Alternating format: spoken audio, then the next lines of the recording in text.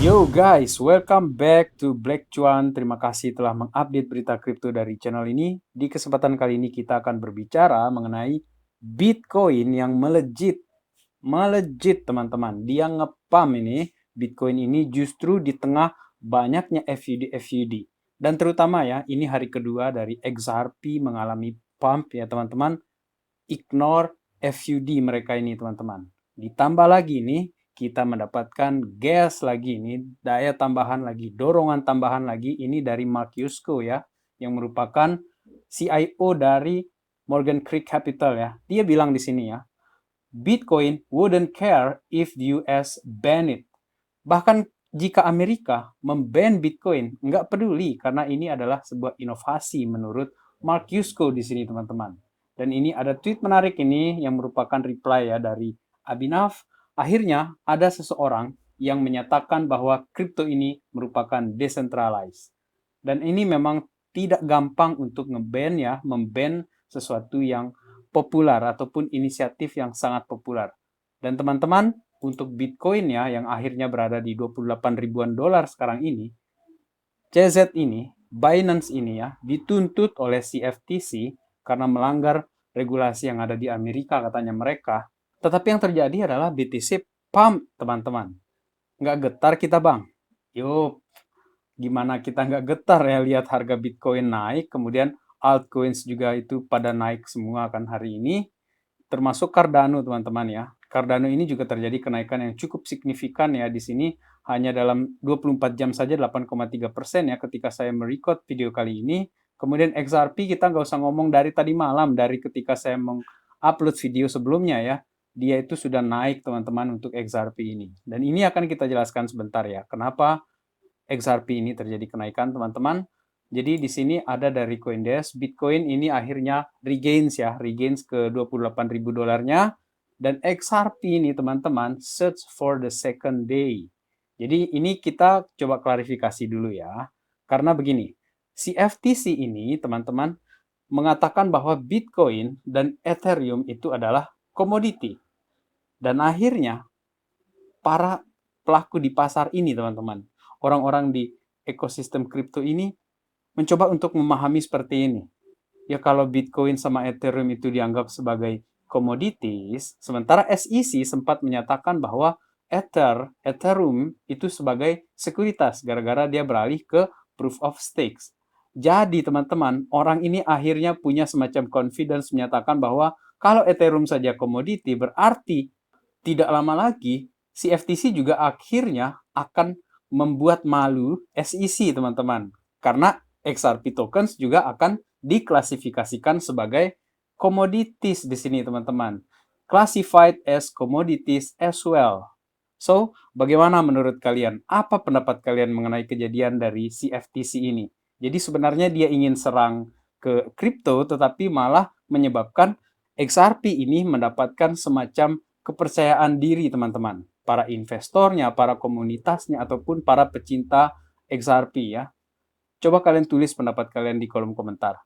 Kemudian teman-teman ya, ini untuk menjelaskan bahwa kejadian di dalam market kripto ataupun saham pada umumnya, ekonomi pada umumnya, ini ada aset yang terjadi penurunan persis seperti yang terjadi di meme coin ataupun project-project kripto yang betul-betul tidak punya use case lah teman-teman ya.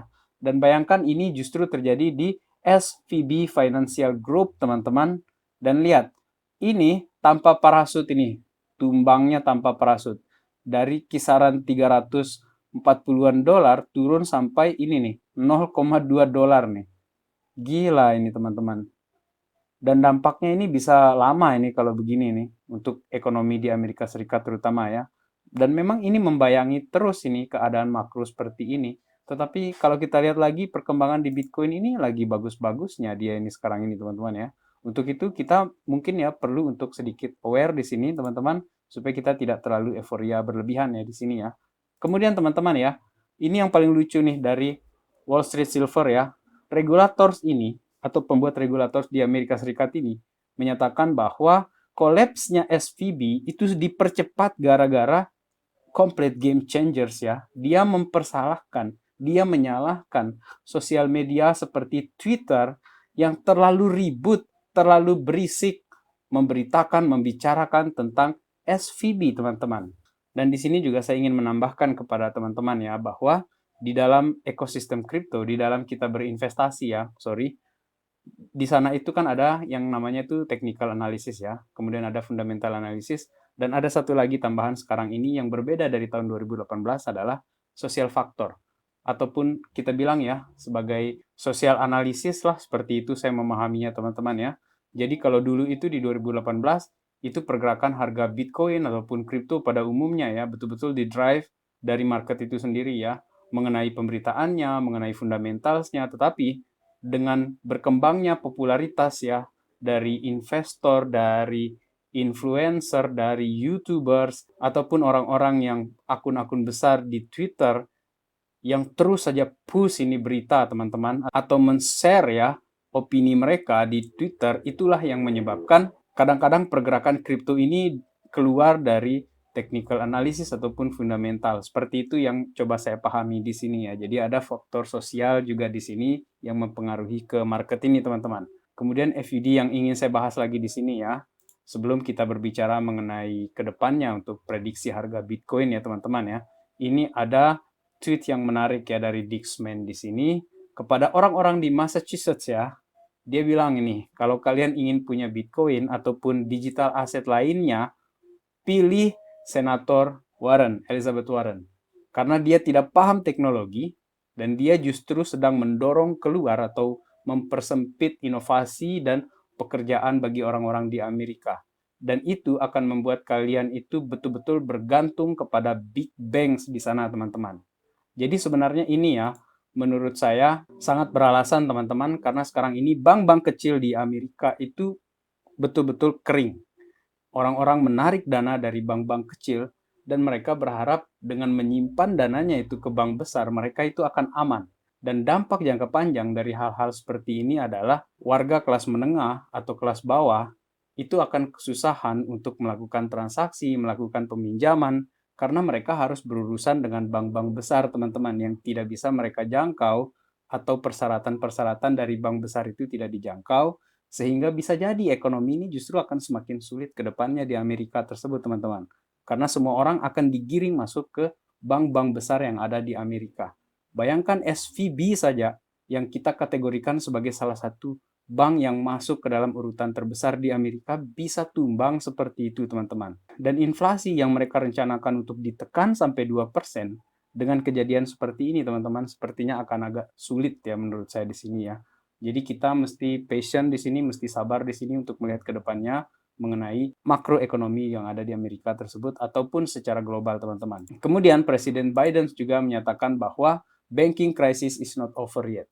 Ini salah satu reminds buat kita semua teman-teman ya, bahwa memang keadaan ini, krisis di perbankan Amerika Serikat itu belum selesai teman-teman. Jadi euforia kita di Bitcoin pada hari ini pun harus kita imbangi, kita iringi secara objektif dengan awareness kita, kewaspadaan kita ya, untuk harga-harga yang kemungkinan berkebalikan nantinya skenarionya teman-teman. Dan tidak kurang tidak lebih teman-teman, FUD ini mereka gencar sekali ya, dikeluarkan, ditembakkan ya. CZ di sini lagi-lagi diserang teman-teman, bahwa Binance ini menyembunyikan extensive link keterkaitan dengan Cina selama bertahun-tahun. Ini dikutip dari Financial Times, ini di-upload oleh Radar ya teman-teman. Dan di sini menarik di sini teman-teman ya. Pim Pem Pump yang menyatakan berikutnya nanti dia akan bilang bahwa Osama bin Laden itu juga adalah Satoshi Nakamoto. Oke, makin liar kan? Makin liar. Tetapi untuk kita ingat teman-teman, nomor 4, ignore FUD, pesannya si CZ ya, dan keep building guys. Dan untuk objektifnya kita melihat keadaan ini ya teman-teman ya, ini ada dari Ben Armstrong. Pro tip, katanya dia di sini, jika Bitcoin tidak bergerak seperti yang kamu inginkan, bikin saja grafikmu sendiri atau tulis saja candlemu sendiri. Dan ini memang sarkas ya kepada Il Capo Crypto. Dan ini juga sama sarkasnya ya dengan tweet dari Dixman tadi yang menyatakan pilihlah Senator Elizabeth Warren lagi supaya kalian bisa pegang Bitcoin ataupun digital aset lainnya. Ya orang nggak paham. Ya dia Elizabeth di sini kan malah menekan ini untuk Senat ya supaya ban crypto wallet. Apa urusannya sama crypto wallet? Crypto wallet itu kan cuman perangkat kan? Itulah yang saya bingung di sini ya, kenapa orang-orang seperti ini tiba-tiba gitu kan dengan agenda-agenda yang betul-betul konyol menurut saya di sini teman-teman. Dan memang tujuannya menurut saya di sini ya untuk menjatuhkan mental para investor ataupun retail teman-teman. Kemudian teman-teman untuk Bitcoin pada saat ini ya, ini dari Steve Kutney, resisten kita ini ada di 28.500 dan sekarang ini Bitcoin sudah berhasil nih berada di atas 28.000 dan ketika saya record ini 28.400 teman-teman, and this is good for Bitcoin guys. This is good dan kita berharap ini di candle hariannya bisa nutup di atas ini atau di candle 2 hariannya nutup di atas ini, dan sebentar lagi kita akan lihat nih penutupan bulanannya untuk Bitcoin ini, dan saya berharap betul-betul dia ini secara confidence nutup di atas resisten yang sudah dia breakout itu teman-teman ya. Dan dari plan B di sini teman-teman untuk RSI ya, relatif strength indexnya Bitcoin teman-teman, ini kita sudah di sini nih. Kita sudah masuk ke hijau di sini. Strong, getting strong teman-teman. Semakin kuat Bitcoin ini. Kemudian untuk chart yang short terms di sini teman-teman ya. Ini kejadiannya ketika CFTC sues Binance ya. Dia ini menuntut Binance, memang terjadi penurunan yang luar biasa di sini teman-teman untuk short terms, tetapi akhirnya dia terjadi nih konsolidasi di area sini dan akhirnya bam, dia naik. Bitcoin doesn't care, nggak peduli, Bitcoin nggak peduli, dia naik aja nih teman-teman. Udah capek dia di bawah ini kayaknya. Kemudian untuk yang 4 jamnya di sini, RSI di sini sudah menembus teman-teman, menembus resistennya, dan kita akan lihat dalam beberapa hari ke depan. Saya berharap dia bisa masuk ke area-area di sini ya, di wilayah-wilayah oversold ini. Kemungkinan Bitcoin sudah di 30.000 ataupun di 32.000 teman-teman, dan semakin confidence untuk tahun 2023 ini. Tetapi teman-teman, meskipun excitement ya, hal yang menarik sudah terjadi sekarang ini di Bitcoin, jangan pernah menghilangkan kewaspadaan kita karena volatilitas di dalam aset-aset kripto ini memang luar biasa kencang teman-teman. Jadi tetap jaga emosi kita, and let's enjoy the ride guys sampai bull runs yang akan datang. Terima kasih telah menonton video kali ini. Salam Black Cuan.